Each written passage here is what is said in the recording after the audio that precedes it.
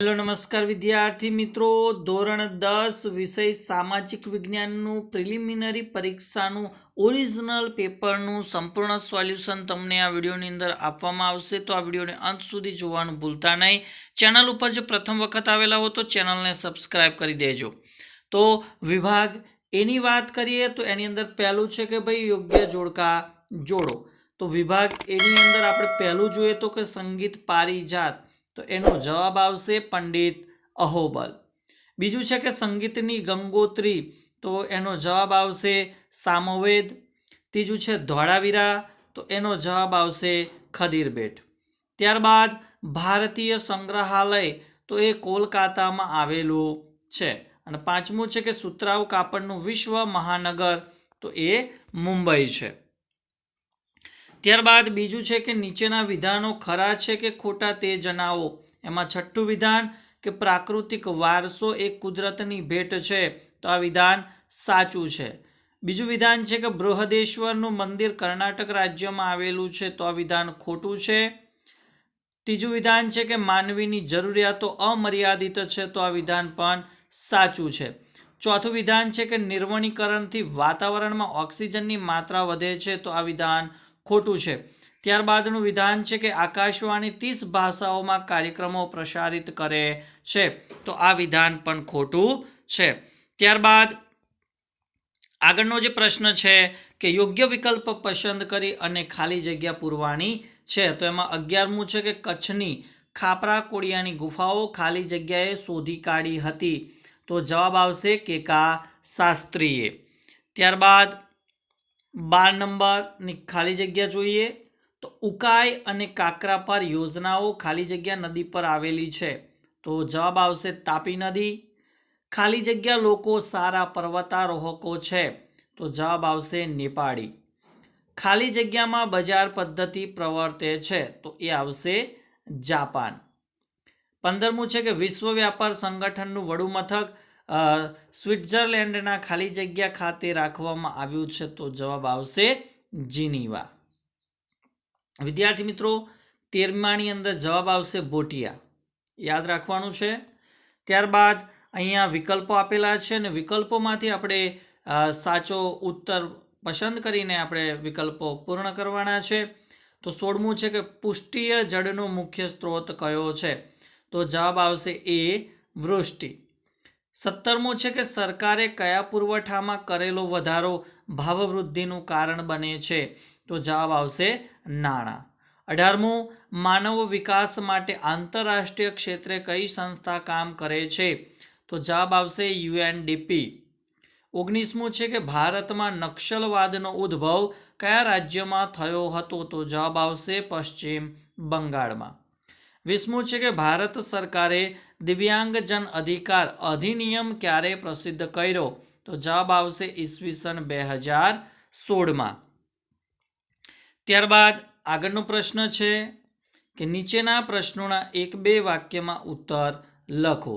એમાં 21મો પ્રશ્ન છે કે કઈ ધાતુને ગેલેના કહેવામાં આવે છે તો એ ધાતુનું નામ છે લેડ એટલે કે સીસુ। 22મો પ્રશ્ન કે કયા ઉદ્યોગને સનરાઈઝ ઇન્ડસ્ટ્રી પણ કહે છે તો જવાબ આવશે પ્લાસ્ટિક ઉદ્યોગને। 23મો પ્રશ્ન સરકાર દ્વારા કઈ પેદાશોના ભાવો નિર્ધારિત થાય છે તો જવાબ આવશે ખેત પેદાશો। અને 24મું છે કે ધર્મની દ્રષ્ટિએ ભારત કેવું રાજ્ય છે તો જવાબ આવશે બિન સાંપ્રદાયિક રાજ્ય છે। ત્યારબાદ વિભાગ બી છે જેની અંદર 2 ગુણના પ્રશ્નો પૂછવામાં આવે છે તો એની અંદર તમે અહીંયા પ્રશ્નો જોઈ શકો છો બરાબર। તો આ દરેકે દરેક પ્રશ્નોનું સોલ્યુશન આપણે નિહાળવાના છે। તો પ્રશ્ન નંબર 25 થી લઈને પ્રશ્ન નંબર 36 સુધીના તમામે તમામ પ્રશ્નોનું આપણે સોલ્યુશન આ વિડીયોની અંદર જોવાના છે। તો ભાઈ પ્રશ્ન છે કે આપણે નદીને લોકમાતાનું બિરુદ આપ્યું છે શા માટે તો વિદ્યાર્થી મિત્રો અહીંયા તમે એનો ઉત્તર પણ નિહાળી શકો છો બરાબર કે નદીઓને લોકમાતાનું બિરુદ આપવા પાછળ કારણ શું રહેલું છે તો એ તમે અહીંયા જોઈ શકો છો। ત્યારબાદ બીજા નંબરનો આપણે પ્રશ્ન જોઈએ કે ભાઈ નેગ્રીટો એટલે કે હબસી લોકો વિશે આપણે લખવાનું છે તો અહીંયા એમના વિશે ટૂંકમાં વર્ણન આપેલું છે। એ પણ તમે અહીંયા જોઈ શકો છો.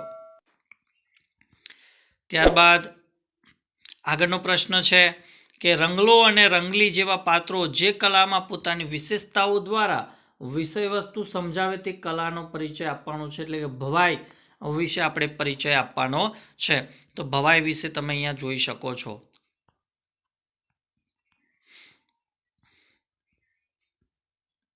બરાબર, ભવાઈનું સંપૂર્ણ માહિતી અહીંયા તમે જોઈ શકો છો.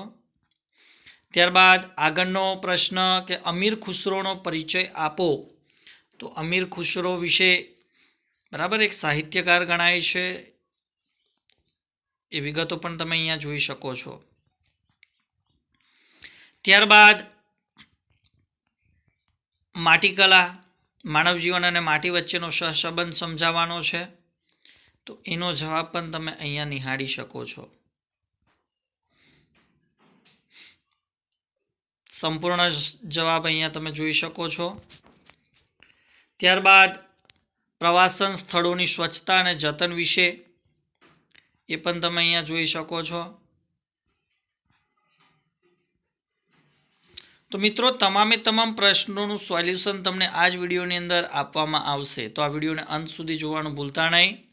અને ચેનલ ઉપર જો પ્રથમ વખત આવેલા હો અને આ વિડીયો તમને જો ઉપયોગી લાગે તો ચેનલને જરૂરથી સબસ્ક્રાઈબ કરી લેજો. ત્યારબાદ જે વાઘ પરિયોજના છે તો એ વાઘ પરિયોજના વિશે પણ તમે અહીંયા જોઈ શકો છો. ત્યારબાદ જળ સંસાધનની સંકલ્પના આપણે સમજાવવાની છે કે જળ સંસાધન કોને કહેવામાં આવે. તો એ પણ તમે અહીંયા જવાબ જોઈ શકો છો. ત્યારબાદ આજના સમયમાં ખનિજો રાષ્ટ્રના આર્થિક વિકાસની કરોડરજ્જુ ગણાય છે, સાથી ગણાય છે. તો એ પણ જવાબો અહીંયા આપેલા છે, એ તમે જોઈ શકો છો. ત્યારબાદ અવરખ, એના ગુણધર્મો છે, એના ઉપયોગ છે, એ પણ તમે અહીંયા જોઈ શકો છો. ત્યારબાદ ભારતના સિમેન્ટ ઉદ્યોગ વિશે ટૂંકમાં માહિતી, તો એ પણ તમે અહીંયા જોઈ શકો છો. જવાબ સંપૂર્ણ આપેલા છે.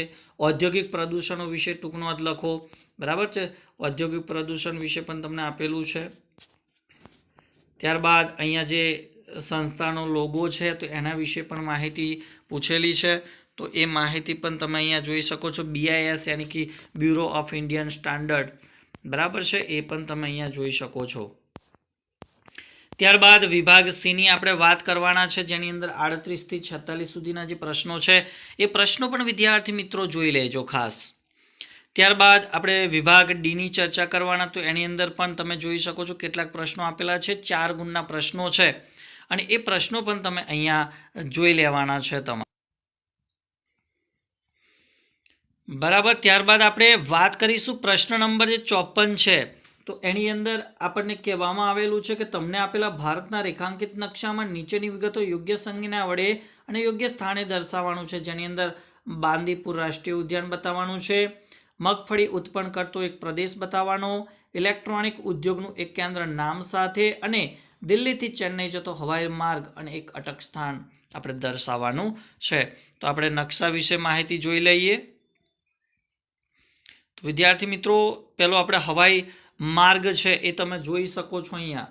બરાબર છે કે દિલ્હીથી ચેન્નઈ સુધીનો હવાઈ માર્ગ છે અને વચ્ચે આપણે નાગપુર એટલે કે કટક સ્થાન બતાવેલું છે. ત્યારબાદ મગફળી ઉત્પન્ન કરતો પ્રદેશ ગુજરાતની અંદર તમે અહીંયા જોઈ શકો છો. બરાબર, ત્યાં આપણે લખી દેવાનું છે.